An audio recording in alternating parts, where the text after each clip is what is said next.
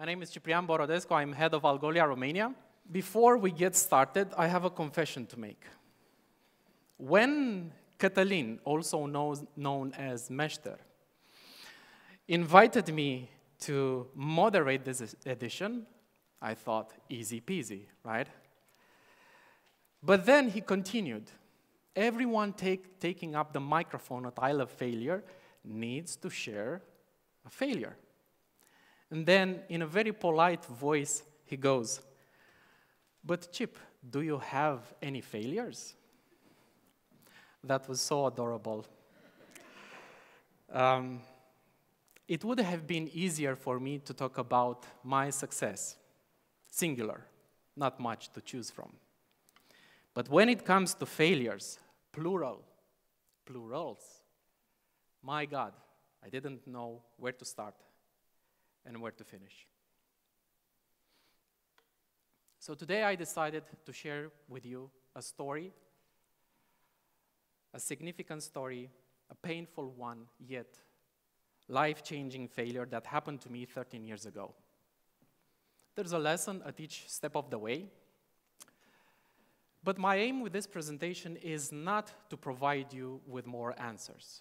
I certainly don't have them myself, but for you to have more and deeper questions about why you're doing what you're doing, who's it for, and what's it for. And if 1% of what I'm going to say tonight touches 1% of you, I'm going to be 100% happier, because I believe that the effect you have on others is the most valuable currency there is. And that's what ILF Failure is all about. I was in my late 20s, still a web developer, running a small web development studio I co-founded with 2 friends in the university.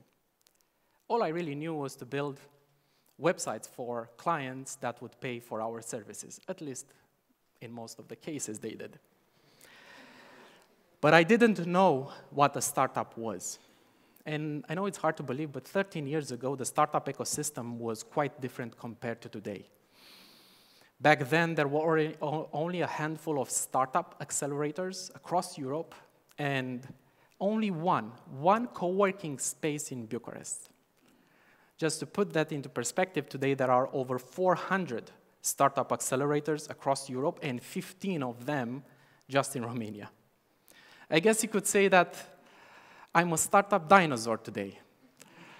But back then, I didn't know how to build a startup. I didn't even know the difference between a startup and a software development outsourcing or consultancy.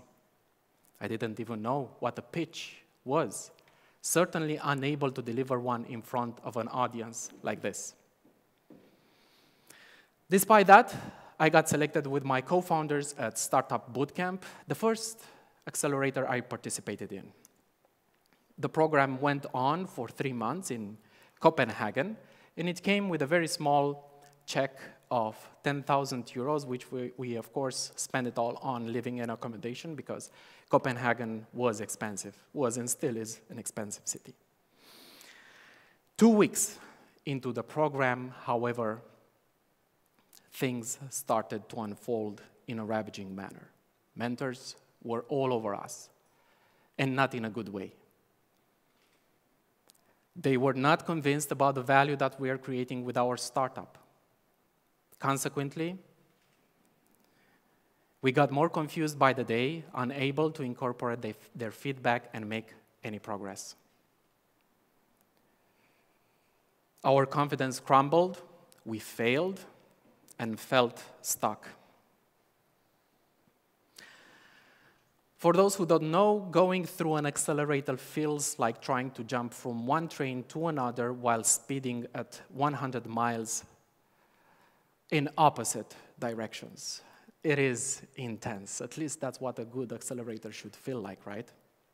I remember one afternoon in a deep dive session with a program director, we were presented with 3 options. 1, leave the program. 2, join another startup. 3, pivot your startup. We didn't want to leave the program. We didn't want to join another team. So we decided to pivot our startup. Only we didn't know what pivoting meant. But we did, without much thought, change our idea completely.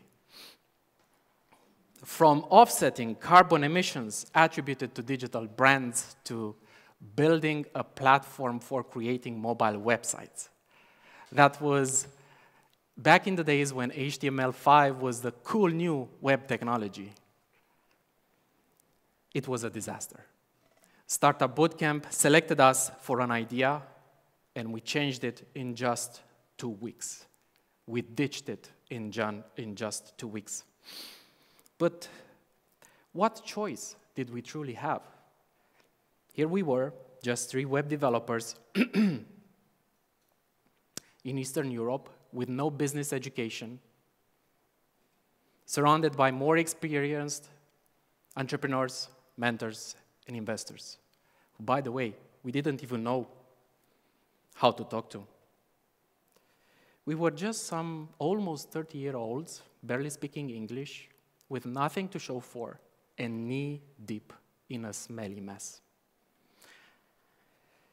I remember one day I had the courage, or should I say the naivety, to go to restaurant owners in broad daylight in Copenhagen and ask them if they want a mobile website. I spoke to 20 people and I got 20 rejections. But I came very close to actually making some money. One of the restaurant owners wanted to give me 5 krona to get out of his establishment. He thought I was a beggar.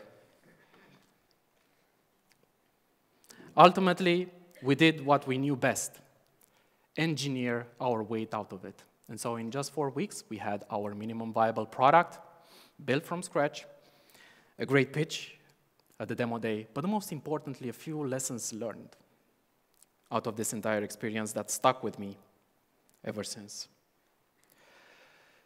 First, I understood early on that there's no growth in the comfort zone. A mentor asked me once, years later, are you running away from or towards something? I remember at that time I didn't know how to answer this question, and quite honestly, I felt irritated by it. After his introspection, I realized that I was indeed running away from something. I was running away from dwelling in my comfort zone, because I believe that staying in the comfort zone is the fastest way to fail. At the same time, I am embracing the possibility of failure, even repeatedly, as long as it originates from an act of intentional growth. And that, to me, is the nuance to this dichotomy.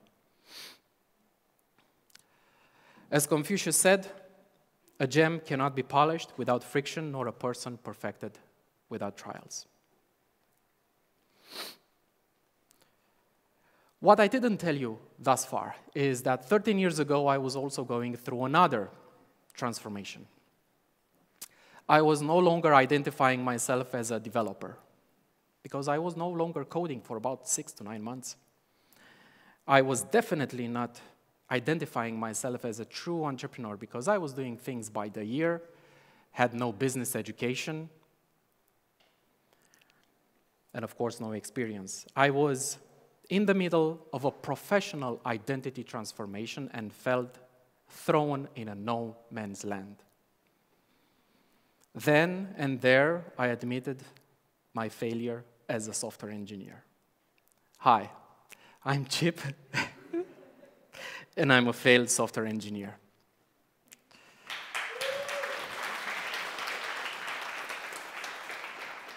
However, I also learned that I'm biased towards action, that I love the thrill of building startups. It gives me meaning and purpose. It excites me, it inspires me, but I also knew that I needed to get better, way better. And so, as Marcus Aurelius said, the impediment to action advances action. What stands in the way becomes the way. Instead of feeling sorry for myself, for my ass, I embraced the ups and downs of entrepreneurship entrepreneurship for the next 10 years. I made this decision then, and I never looked back. Finally, it was back then that I also discovered my superpower, which comes, of course, as a blessing, but also as a curse. For me, that's resilience, and it manifested throughout the years in interesting and surprising ways. For example, I tend to thrive in crises. When everyone has the right instinct to take a step back, my core being says, take a step forward. And let me tell you, unfortunately, that's not always in my best interest to do that. So the only way I can manage this instinct is by being aware of its source. If it's internal motivated, then it's resilience, and it can lead to progress. If it's external motivated, then it's resistance, and it can lead to regress.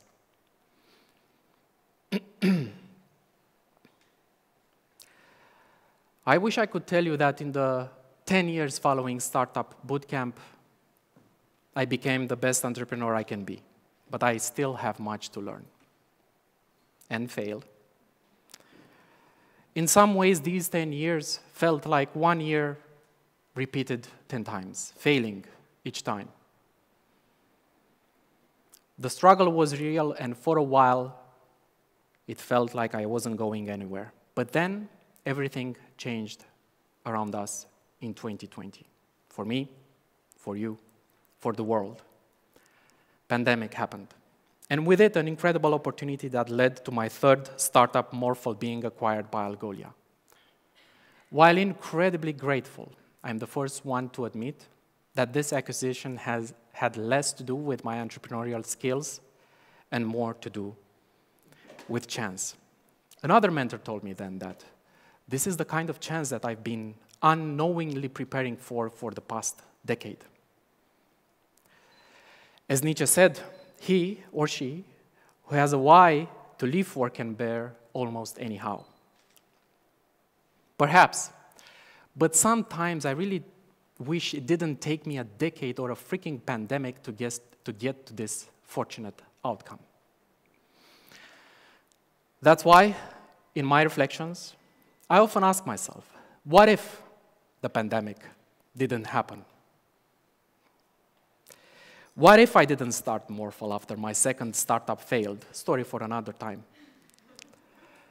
What if, 13 years ago, in 2010, at Startup Bootcamp in Copenhagen, instead of grinding away relentlessly, I would have chosen to give up entrepreneurship altogether. What if?